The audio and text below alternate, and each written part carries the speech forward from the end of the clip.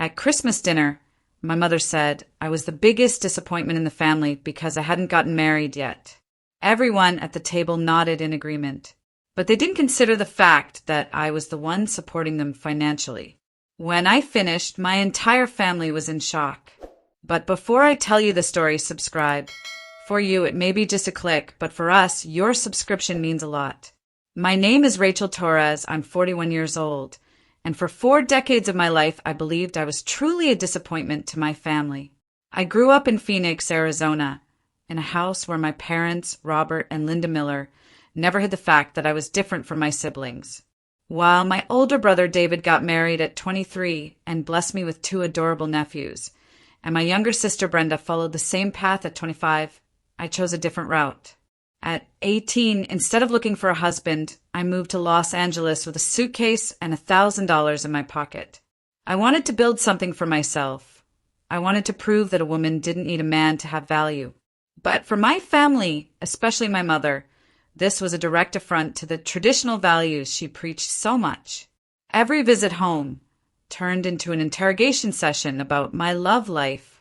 When are you getting married, Rachel? You're already 30, the clock is ticking. What kind of life is this, alone in a big city? For years, I swallowed these criticisms in silence, always hoping that one day they would recognize my worth beyond my marital status. I built a solid career as a digital marketing consultant, working with tech companies in California. My weekends are filled with freelance projects, specialization courses, and building my own agency. While my siblings lived comfortable lives but were financially dependent on in-laws and unstable jobs, I was creating something lasting. By 35, I already had my own house in Santa Monica, an imported car, and a bank account that grew consistently. But to my family, none of this mattered because I didn't have a ring on my finger. At family gatherings, I was always introduced as our Rachel, still single, poor thing. The pain of those words accumulated like small stones in my chest, weighing more with each encounter. It was as if all my successes were invisible in the face of my failure to find husband. The cruel irony of the situation was that, even being treated as the family's black sheep, I was the first person they looked for when they needed financial help. I remember perfectly the first time my dad called me, 5 years ago, with his voice breaking, asking for a loan of $3,000 to cover my mother's medical expenses. Of course, I sent the money the same day, without asking questions or demanding payment deadlines. It was my mother, after all, despite all her criticisms. Then it was David needing $5,000 for a house down payment, then Brenda with credit card problems, then my dad with roof repairs. Always the same dynamic. They called me desperate. I transferred the money immediately, and then we went back to our normal routine where I was the problematic daughter. There were never formal thank yous, never any acknowledgement that maybe my choice to focus on career had been right. The money arrived, problems were solved, and I went back to being just the single daughter in family conversations. What hurt me most was the complete lack of genuine interest in my life and achievements. When I told them about my promotion to regional director, my mother changed the subject to ask about the neighbor's wedding. When I showed photos of my new house, my dad commented that it was too big for one person. Every achievement of mine was diminished or ignored, as if it had no real value because it didn't come with a husband and children. I started avoiding talking about work, travel, or any positive aspect of my life because I knew it would be received with indifference or veiled criticism. It was easier to stay quiet and listen about my siblings' lives, pretending I was happy for them while my heart broke a little more. Gradually, I started attending family gatherings less, always with work excuses that were actually my way of protecting my self-esteem. But even from a distance, the requests for financial help kept coming, and I kept responding in a confused mixture of family love and desperate desire for approval. Deep down, I harbored a silent hope that one day they would recognize my value beyond traditional expectations. I believed that if I continued being the helpful daughter, the generous sister, eventually they would see that I had made smart choices and that my life had merit of its own. This hope kept me sending money without question, showing up to birthdays where I was treated with condescension, enduring comments about my rebellious phase that at 40 still hadn't passed. It was a toxic cycle I couldn't break. The more they rejected me, the more I tried to prove my worth through financial generosity. Every bank transfer was a silent plea for acceptance. Every loan was an attempt to buy the love that should be unconditional.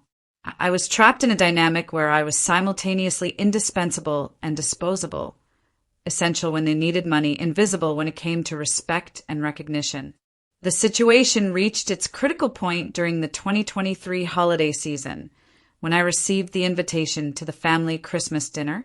As always, I hesitated to accept, knowing I would be subjected to invasive questions about my personal life and comments about how I was wasting my best years. But it was Christmas, and part of me still believed in the magic of family holidays, in the possibility that this time would be different. Besides, in recent weeks I had received 3 different requests for financial help. David needed money for the kids' Christmas presents. Brenda was having problems with credit card payments, and my parents wanted to renovate the kitchen. As always, I had responded to all requests without hesitation, transferring a total of $12,000 in less than a month. Maybe it was my naivety, but I hoped this recent generosity would be recognized, that finally I would be treated with the respect I deserved. When I confirmed my attendance at dinner, I didn't imagine that night would forever change our family dynamics. Arriving at my parents' house that Christmas Eve, I carried carefully chosen gifts for each person, including an expensive tablet for my mother and a luxury watch for my father. I had spent more than $2,000 on gifts, in addition to the $12,000 I had already lent in the last month. My heart beat with a mixture of anxiety and hope as I rang the doorbell of the house where I grew up in Phoenix. It was the same house as always, but that night it seemed different, as if something in the air was about to change. I didn't know it yet, but I was about to experience the most painful and, paradoxically, most liberating moment of my adult life. The sound of the door opening and my mother's voice greeting me coldly should have been a warning sign. But I was still trapped in my illusion that family love and money could coexist harmoniously. How wrong I was. Growing up as the different daughter in a traditional middle-class American family was like living in a silent war every day. While other girls my age in Phoenix played house and dreamed of wedding dresses, I was obsessed with business books I borrowed from the local library. At 12, I was already selling lemonade with marketing strategies I learned on my own, reinvesting profits into better materials. My parents watched this with a mixture of reluctant pride and constant worry, as if my ambition was a character flaw that needed to be corrected. "Girls shouldn't be so aggressive in business," my mother would constantly say, while my father would add, "You need to think about finding a good husband, Rachel." But I had different dreams. I wanted to build an empire, not depend on someone else's success. Even as a teenager, I knew that financial independence was the only real freedom a woman could have. Every dollar I saved from babysitting jobs and small businesses went into a college fund that my parents thought was cute but unnecessary for a girl. The decision to move to Los Angeles at 18 caused the first major rift in my family. My parents had expected me to attend Arizona State University, live at home, and eventually marry someone local from a good family. Instead, I chose UCLA's business program and worked 3 part-time jobs to pay for it.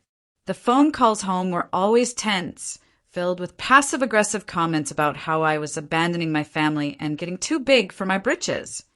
But every semester that I maintained my GPA while working, every internship I landed at prestigious companies, every networking event I attended, I was building something they couldn't understand. While my classmates partied on weekends, I was in the library studying market trends and business case studies. By my junior year, I was already freelancing for small tech startups, building their digital marketing strategies.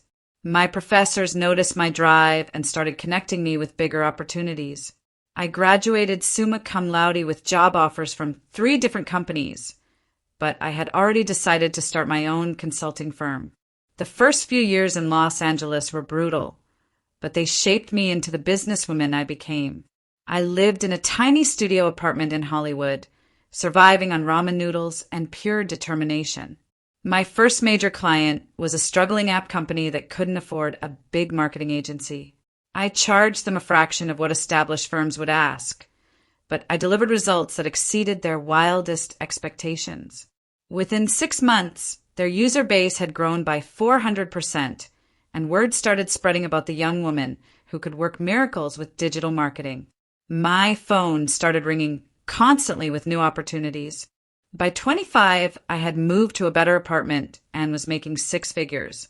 By 30, I had my own team of 5 employees and clients across the West Coast. But every success was met with skepticism from my family.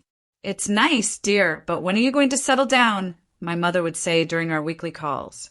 My achievements were always footnotes to the main story they wanted to hear, my wedding plans.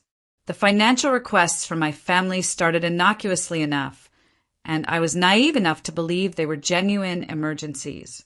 The first was my father's call in 2019, explaining that my mother needed dental work that insurance wouldn't cover. "Just $3,000, Rachel, and we'll pay you back by Christmas," he promised. I sent the money within hours, feeling good about being able to help. Christmas came and went with no mention of repayment, but I didn't push it. Family was family after all. Then David called 6 months later, his voice panicked because he was short on the down payment for his house. "I just need $5,000 to make this work, Rach. I'll pay you back when I get my bonus." Again, I transferred the money immediately, and again, the promised repayment never materialized. Brenda's crisis came next. Credit card debt that was ruining her marriage and threatening her perfect suburban life. "Just $8,000 to get me back on track," she pleaded. I found myself saying yes before she even finished explaining. What started as isolated emergencies became a pattern that I was too emotionally invested to recognize. My father would call about home repairs that his retirement income couldn't cover. David would need money for his kids' private school tuition, car repairs, or unexpected medical bills. Brenda's financial crises seemed to occur quarterly, always dramatic and urgent. Each time, they would present their problems as temporary setbacks that my loan would solve permanently. Each time, I would respond immediately, driven by a combination of genuine love and a desperate hope that this generosity would finally earn me the respect and acceptance I craved. The amounts grew larger as they realized I would always say yes. 1,000 here, 5,000 there, sometimes 10,000 for what they called major emergencies. I kept meticulous records in a spreadsheet I never looked at too closely because seeing the total would have been too painful. They had become comfortable treating me like their personal bank, and I had become comfortable being needed, even if it was only for money. The breaking point in my awareness came during a family phone call in November 2023, when my mother casually mentioned how proud she was of David's financial responsibility in buying a new boat. I felt my stomach drop as I realized I had just sent him $8,000 the month before for what he claimed was an emergency roof repair. That night, I finally opened my detailed spreadsheet and faced the devastating truth. Over 4 years, I had sent my family a total of $127,000 in loans. Not a cent was ever paid. No one even mentioned payment after the initial promise.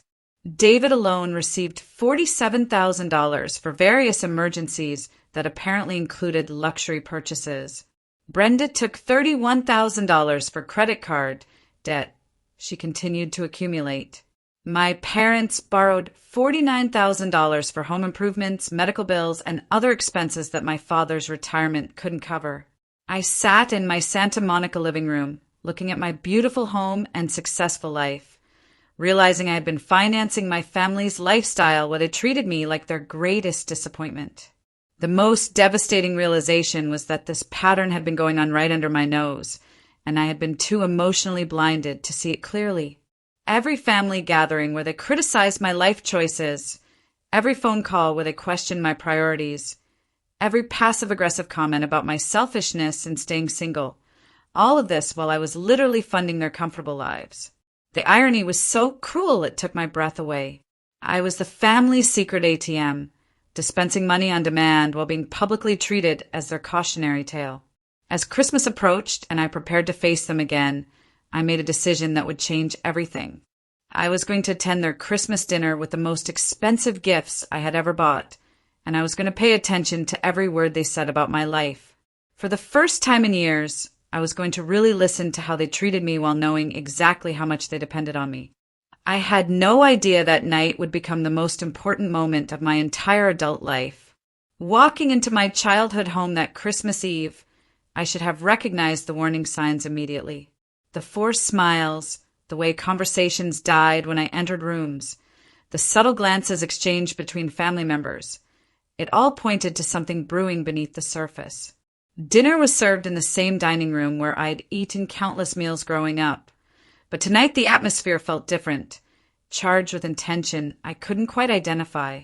My expensive gifts had been received with polite thanks, but no real enthusiasm, and I noticed how quickly the conversation turned to David's new promotion and Brenda's latest home renovation project. Every attempt I made to contribute to the conversation was met with brief acknowledgments before the focus shifted back to my siblings' lives. My mother, Linda, seemed particularly distant, answering my questions with clipped responses while lavishing attention on her other children. I tried to push down the familiar feeling of being an outsider at my own family's table, telling myself this was just my imagination running wild. But as the evening wore on, the subtle signs became impossible to ignore.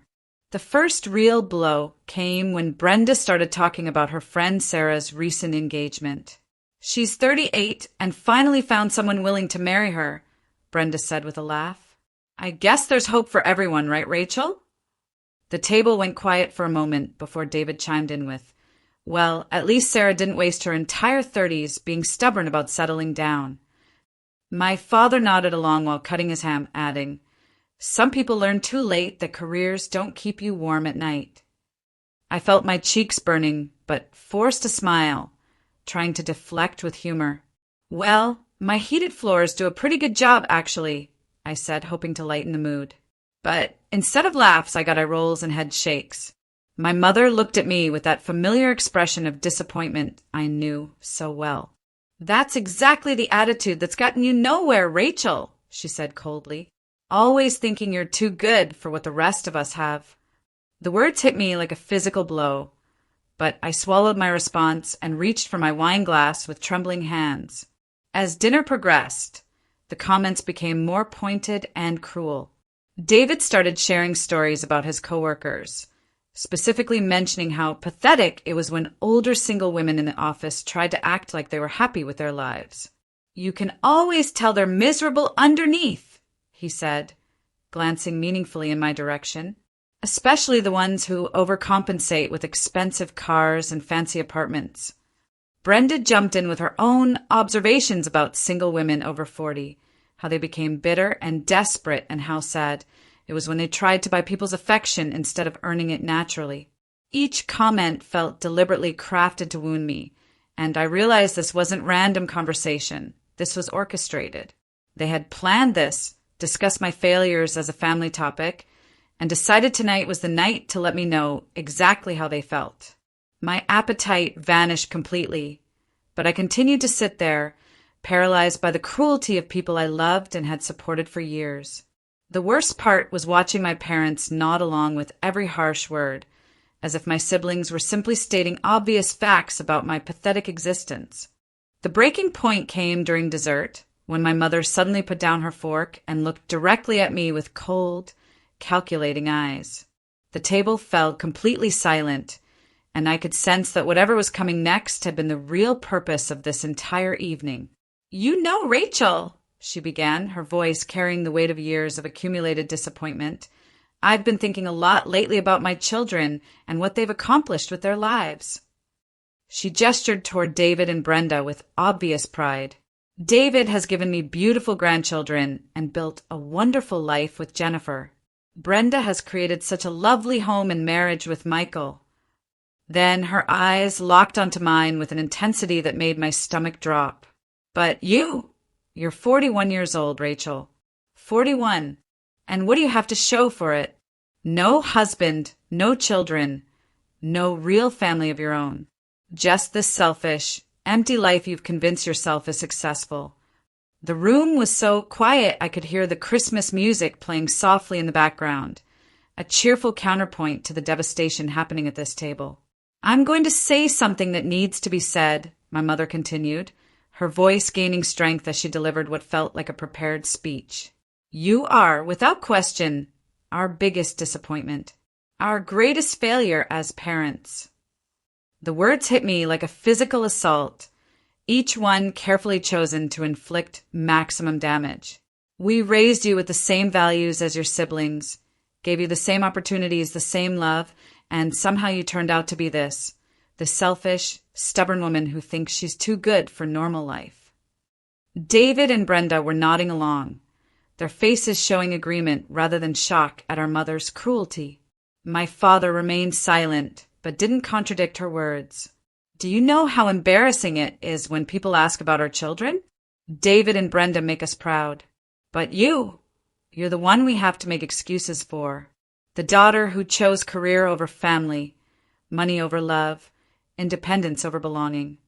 She paused for effect, making sure her words had fully penetrated before delivering the final blow. "You're 41 years old, and you've never brought a single person home for us to meet. You're going to die alone, Rachel.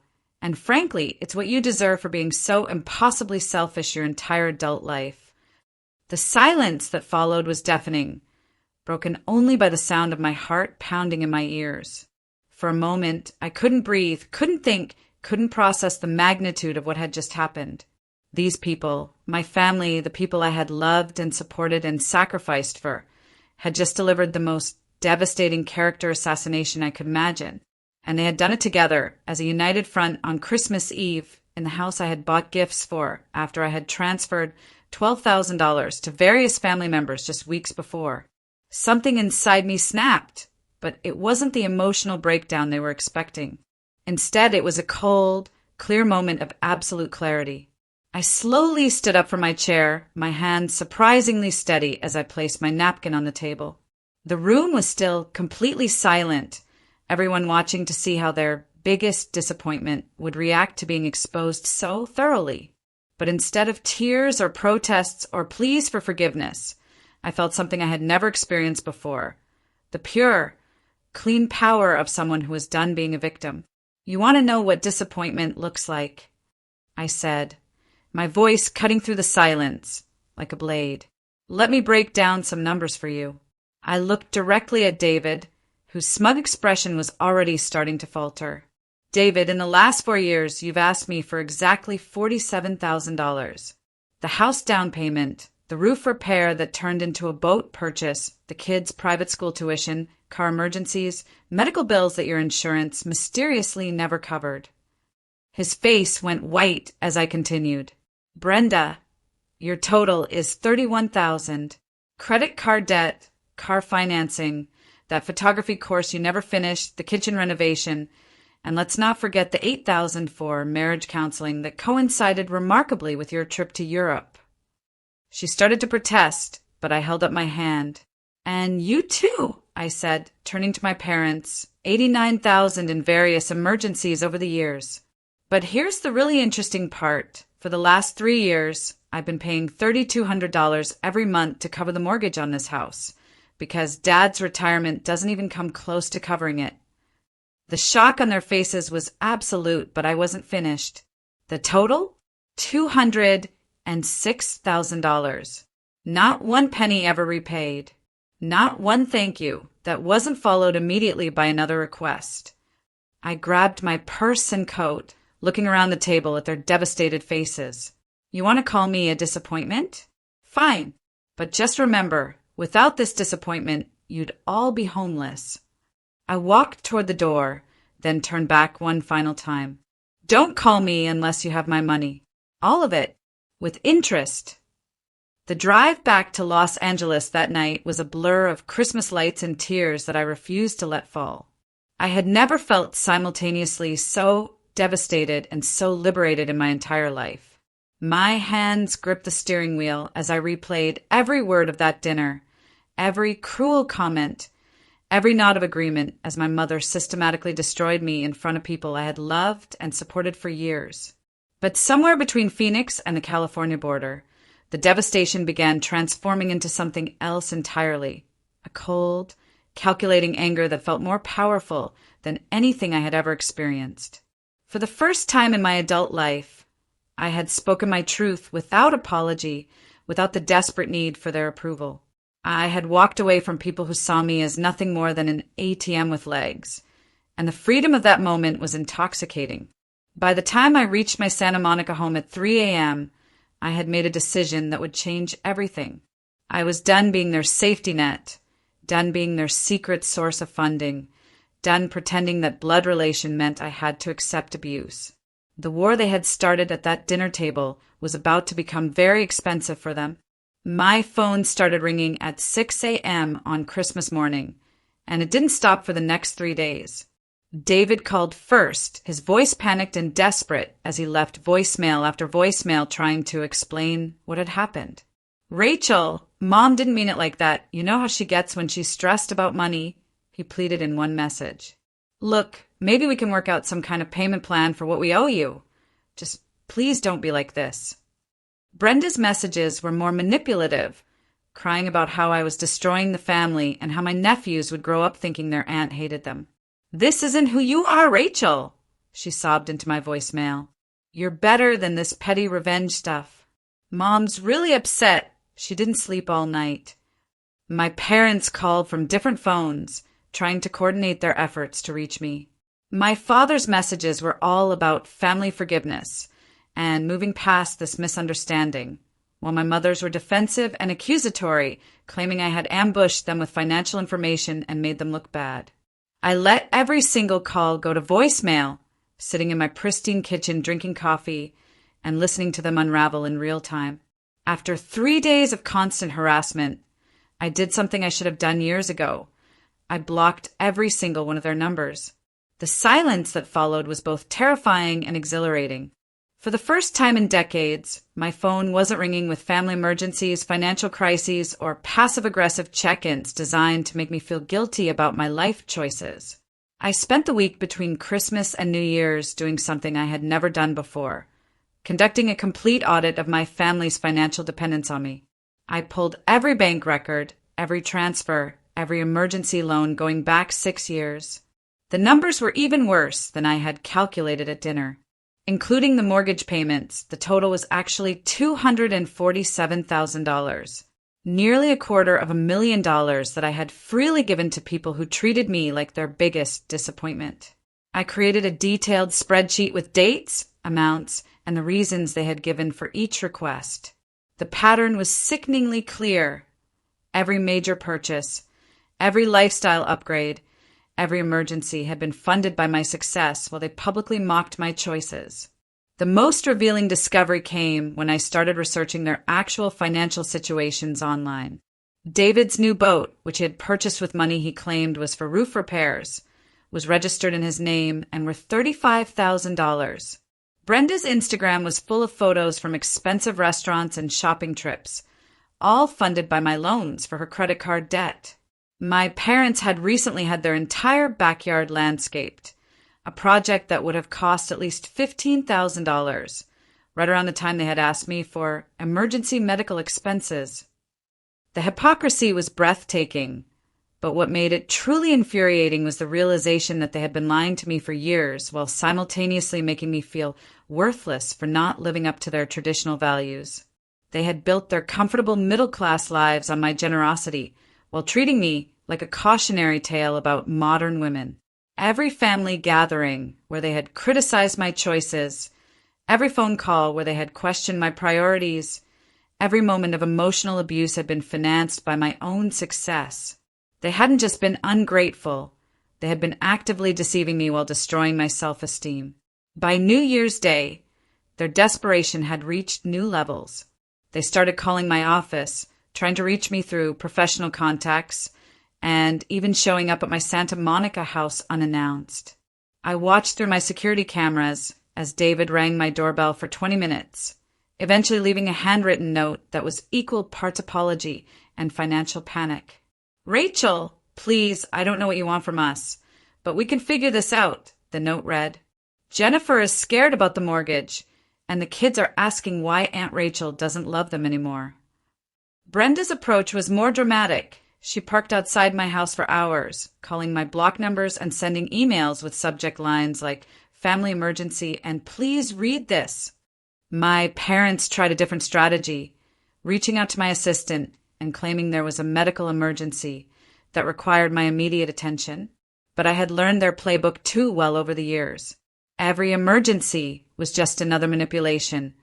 Every crisis was just another way to guilt me into compliance.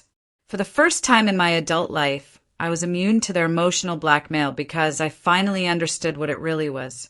The turning point came when I received a call from Jennifer, David's wife, crying about how they couldn't make their mortgage payment without my help. "I don't know what happened between you and David," she sobbed, "but please don't punish our children for whatever he did wrong." That call revealed everything I needed to know about how deep their dependence on me really went. They hadn't just been taking my money for emergencies. They had built their entire lifestyle around my financial support and were now facing the collapse of their carefully constructed lives. David's mortgage was apparently far higher than his salary could support.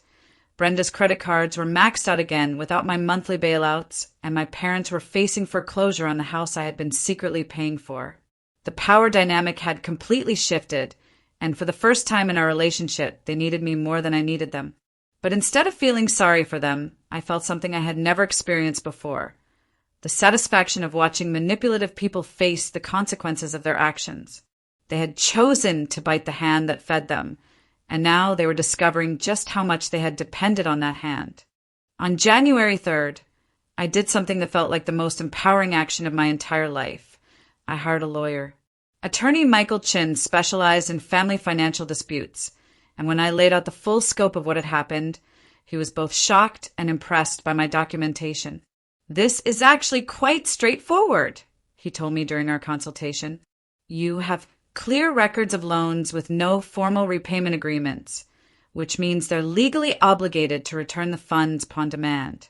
The fact that they've been lying about their financial situations while taking your money actually strengthens your position considerably." Within a week, he had prepared formal demand letters for each family member, itemizing exactly what they owed and providing a 30-day deadline for full repayment. The letters were delivered by certified mail to ensure they couldn't claim ignorance, and each one included a breakdown of interest calculations and potential legal consequences for non-payment. When I signed those letters, I wasn't just demanding my money back. I was declaring my independence from a family that had financially and emotionally exploited me for years. The scared, desperate phone calls that started arriving within hours of delivery were just the beginning of their real education about consequences. The certified mail demand letters hit their targets with the precision of surgical strikes, and the aftermath was both predictable and satisfying. Within 24 hours, my phone was buzzing with calls from block numbers that I no longer answered, and my email was flooded with increasingly desperate messages from family members who suddenly understood that their financial house of cards was collapsing. David's first email was titled, "Please read urgent," and contained a rambling explanation about how he had always intended to pay me back and how this was all a misunderstanding. Brenda's approach was more emotional, sending photos of my nephews with captions like, "Don't you love us anymore, Aunt Rachel?" My parents' strategy was to alternate between guilt trips and threats, with my mother claiming I was destroying the family legacy, while my father warned that I was burning bridges I could never rebuild.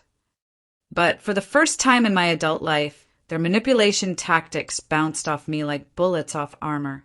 I had spent 41 years trying to earn their love through financial sacrifice, and I was done. Every desperate message only confirmed what I had always suspected. They had never loved me for who I was, only for what I could provide. The 30-day deadline in the legal demand letters created a fascinating window into their true characters and priorities. David tried to negotiate partial payments, offering to pay me back over time with a payment plan that would have taken 15 years to complete. His calculations were laughably unrealistic, proposing monthly payments of 200 Eigenstadthoff 47,000, as if I were a predatory lender rather than a sister who had been financing his lifestyle for years. Brenda's response was even more telling. She claimed that most of the money I had given her was actually gifts because I had never explicitly demanded repayment. Her lawyer had apparently advised her that family loans without written agreements were difficult to enforce. But my attorney had anticipated this defense and had included email records where she had specifically promised repayment. My parents' reaction was the most infuriating.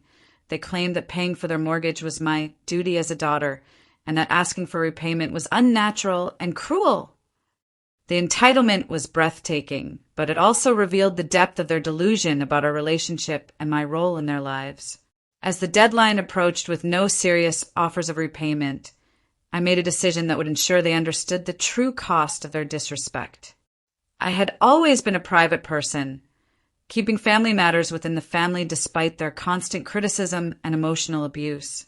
But their public humiliation of me at Christmas dinner had changed the rules of engagement, and I decided it was time they experienced the same exposure they had subjected me to. I crafted a detailed Facebook post that laid out the entire situation with mathematical precision and emotional honesty. I included screenshots of text messages requesting money, photos of their luxury purchases made with my loans, and a clear timeline showing how their financial crises had always coincided with their cruelest behavior toward me. The post was titled, "What Family Really Means, a Cautionary Tale," and it detailed not just the financial exploitation, but the emotional abuse that had accompanied it for decades. I tagged several mutual family friends and acquaintances, ensuring that the people who had heard their version of my selfish life choices would now see the complete picture. The response to my post was overwhelming and eye-opening. Dozens of friends and extended family members reached out with their own stories of being financially exploited by relatives who treated them poorly. Several cousins admitted they had always wondered how my siblings afforded their lifestyles on their modest salaries, and now they understood. Former classmates from high school shared similar experiences with toxic family dynamics, creating a support network I had never realized existed. Most importantly, several business contacts saw the post and reached out with additional opportunities, impressed by my transparency and backbone in handling a difficult situation. The post went viral within our social circles, and suddenly everyone in Phoenix knew that the successful daughter had actually been funding her family's comfortable lifestyle while being treated as their greatest disappointment. The public validation was intoxicating, but more importantly, it ensured that my family could never again control the narrative about our relationship or my life choices. The consequences for my family were swift and devastating. David's mortgage company contacted him about his payment history, and without my monthly contributions, he was forced to put his house on the market. The boat he had bought with my money was repossessed within weeks, and his wife, Jennifer, filed for separation, citing financial deception as grounds for ending their marriage. Brenda's credit cards were canceled due to non-payment, and her husband, Michael, discovered the true extent of her debt for the first time. Their marriage survived, but only after she was forced to take a second job and sell her car to make minimum payments. My parents faced the most severe consequences. Without my mortgage payments, they received foreclosure notices within 60 days. My father was forced to take a part-time job at 68 years old, and my mother had to apply for food assistance for the first time in her life. The comfortable middle-class lifestyle they had maintained through my generosity disappeared overnight, replaced by the harsh reality of living within their actual means. The final chapter of my revenge came 6 months later, when I received a group email from my father attempting to coordinate a family intervention. They wanted to meet at a neutral location to work things out and rebuild our family relationships. The email was filled with the usual manipulation tactics, references to my grandparents who would be disappointed in my behavior, appeals to family loyalty, and subtle threats about being cut off forever if I didn't agree to their terms. But reading their desperate attempts to regain control only reinforced how right I had been to cut them off completely. I responded with a single sentence. The only thing we need to work out is your payment plan for the $247,000 you owe me with interest. I never heard from them again after that email, which told me everything I needed to know about their priorities. They were willing to sacrifice our relationship permanently rather than take responsibility for their actions or show genuine remorse for years of emotional and financial abuse. Their silence was the final gift they gave me, confirmation that walking away had been the healthiest decision of my adult life. Today, 2 years later, I live in a beautiful penthouse overlooking the Pacific Ocean, surrounded by friends who value me for who I am rather than what I can provide. My business has expanded internationally, partly due to the confidence I gained from finally standing up for myself in the most difficult situation imaginable. I've started dating someone wonderful who admires my independence and success rather than seeing them as character flaws that need correction. Most importantly, I've learned that family isn't about blood relations or shared genetics. It's about mutual respect, genuine love, and reciprocal support. The family I've built through chosen relationships is stronger and more meaningful than the one I was born into could ever have been. Sometimes people ask if I miss them or regret my decision to cut them off completely. The answer is simple. You can't miss people who never truly saw or valued the real you. I don't miss being their ATM, their scapegoat, or their disappointment. I miss the fantasy of what I thought family love could be, but I don't miss the reality of what it actually was. The greatest gift they ever gave me was showing me exactly who they were, so I could finally become who I was meant to be.